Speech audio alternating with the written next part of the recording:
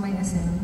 She recorded this around 2022, and it's a really, really beautiful song about the passing of time and how everything is just so fleeting, But and we'd like to take this moment to honor her talaga kasi she's touched so many lives. So for Asel.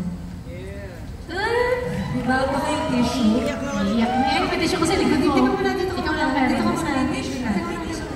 Meron yan. Sa likod na natin yan. Okay. You have chosen to dress yourself with humility. You are a Mary in a world full of Marthas. You taught us how it looks like to bear fruit in every season. And for you, the most important spotlight is the glory of God. You bear a faithfulness that is aromatic to everyone you come across with. You are a light bringer and a life changer. You release people to their God-given destinies.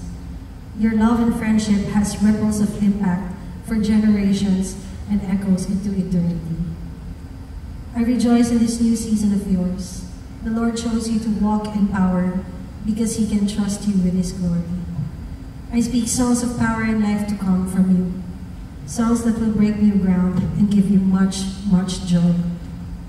I speak favor upon favor, abundant provision, mighty protection, as you blaze a trail never taken before.